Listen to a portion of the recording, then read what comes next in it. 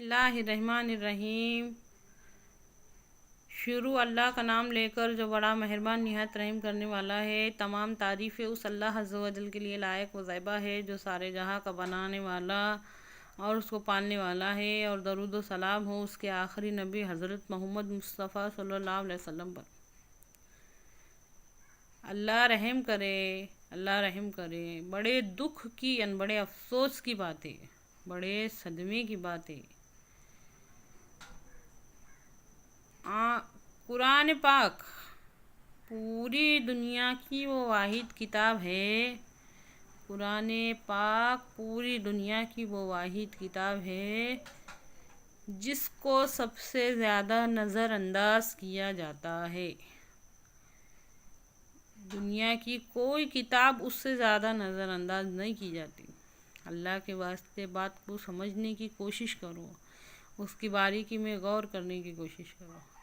قرآن پاک وہ واحد کتاب ہے جس کو سب سے زیادہ نظر انداز کیا جاتا، اور پورے 72 فرقوں کا سب کا اس بات کے اوپر اتفاق ہے، سب کا ماننا یہ ہے کہ وہ اللہ کا کلام ہے۔ ہر کوئی مانتا ہے اس بات کو، لیکن غور کرو اس بات کے اوپر۔ نزول قرآن میں جب قرآن نازل ہو رہا تھا تو سب سے پہلے اس کے اندر آخرت کی آیت آئی لیے۔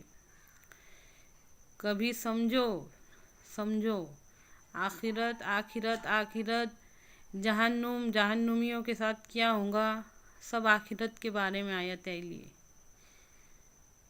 سوچ کے دیکھو، ہر طرف نظر کر کے دیکھو، اور خود ہماری زندگیوں میں نظر کر کے دیکھو کہ یہ بات کو ہم نظر انداز کر رہے ہیں یا ہماری زندگی میں اس کا کچھ اثر ہے۔ غور کر کے دیکھو، بات کو سمجھنے کے واسطے غور کر کے دیکھو، ہر طرف نظر کر کے دیکھو، ہر طرف۔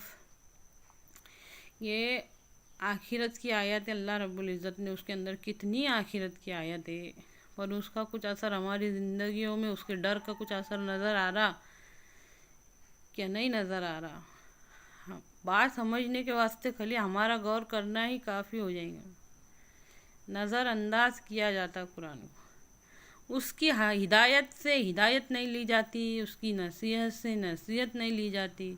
ہدایت کہتے ہیں سیدھے راستے کی سمجھ کو، سیدھے راستے کی سمجھ کو ہدایت کہتے ہیں، اور نصیحت کہتے ہیں جوڑنے کو۔ درزی کیا کرتا؟ کپڑے کو کپڑے سے جوڑتا، کپڑے کو کپڑے سے جوڑتا ٹیلر۔ اور نصیحت والی جو آیت رہتی نا، نصیحت جو رہتی نا، وہ اللہ کے بندوں کو اللہ سے جوڑتی۔ قرآن پاک میں وہ اللہ کے بندوں کو اللہ سے جوڑنے کے واسطے رہتی۔ ہے اس کا کچھ اثر؟ ہے اس کا کچھ اثر؟ سوچ کے دیکھو۔ سمجھنے کے واسطے صرف ہمارا غور فکر کرنا کافی ہو جائے گا، تو ہمارے سمجھ میں بات آ جائے گی کہ آج قرآن پاک کو کتنا نظر انداز کیا جا رہا۔ سارے کے سارے فرقے اس بات کو مانتے، پوری امت مسلمہ کا ہر فرد اس بات کو مانتا کہ وہ اللہ کا کلام ہے۔ اور زندگیوں میں اثر دیکھو، آج کوئی شہر، کوئی گاؤں، کوئی گلی، کوئی محلہ، کوئی ایسی جگہ نہیں ہے جہاں پہ بے دینی نہیں ہے، جہاں پہ بے دینی نہیں ہے، جہاں پہ ظلم نہیں ہے، جہاں پہ بے رحمی نہیں ہے، جہاں پہ ناانصافی نہیں ہے، جہاں پہ چوری ماری نہیں ہے، جہاں پہ سود خوری نہیں ہے، جہاں پہ یہ سب نہیں ہے۔ سوچ کے دیکھو، اثر نظر آ رہا۔ قرآن پاک اللہ کا کلام ہے، ہر کوئی مانتا، لیکن سب سے زیادہ وہ واحد کتاب ہے جو نظر انداز کی جا رہی۔ یا تو پھر اس کو نظر انداز چھوٹا لفظ رہے گا، پھر یا پھر یہ بولنا پڑے گا کہ یقین نہیں ہے۔ قرآن کا سب سے پہلا حق یہ ہے کہ اس پر ایمان لایا جائے۔ قرآن کا سب سے پہلا حق یہ ہے کہ اس پر ایمان لایا جائے۔ اللہ کے واسطے بات پر غور و فکر کرو، غور و فکر کرو، یہ سب کیا ہو رہا؟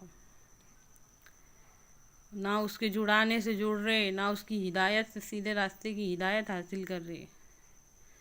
سمجھو، قرآن کا سب سے پہلا حق یہ ہے کہ اس پر ایمان لایا جائے۔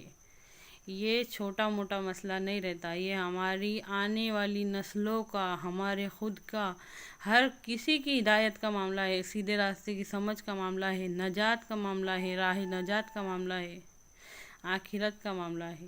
اے اللہ کہنے سننے سے زیادہ عمل کی توفیق دے، غور و فکر کرنے کی توفیق دے، اللہ ہم کو نیکیوں کو قائم کرنے کی، نیکیوں کو آگے بڑھانے کی توفیق دے، اے اللہ ہم کو برائی سے خود بچنے کی اور دوسروں کو بچانے کی توفیق دے، آمین ثم آمین۔